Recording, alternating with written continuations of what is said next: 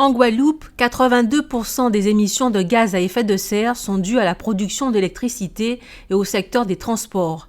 Les Guadeloupéens sont de gros consommateurs d'énergie fossile, celle qui contribue au réchauffement climatique. Les conséquences de cette hausse de la température sont nombreuses sur un territoire qui se démarque par la richesse de sa biodiversité. Si les habitudes ne changent pas très rapidement, on pourrait aller vers une aggravation de certains phénomènes comme la sécheresse, les cyclones et autres inondations, mais pas seulement.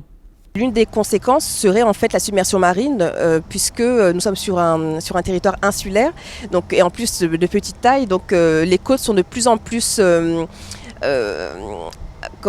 impactées, puisque la mer, en fait, le niveau de la mer monte et donc les côtes en fait, de notre territoire en fait, diminuent de plus en plus, sont de plus en plus, on va dire, mangées, grignotées par la mer. Donc effectivement, c'est un problème majeur dont il faut prendre conscience en Guadeloupe. Par exemple, nous avons un dérèglement climatique, donc on voit qu'il y a de plus en plus de brumes de sable qui sont présentes et qui passent sur notre territoire, ce qui crée en fait une pollution avec un indice atmosphérique assez élevé.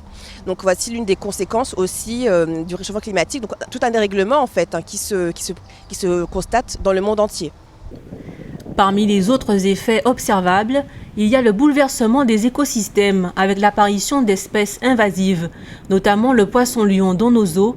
On peut aussi parler des coraux qui blanchissent et meurent.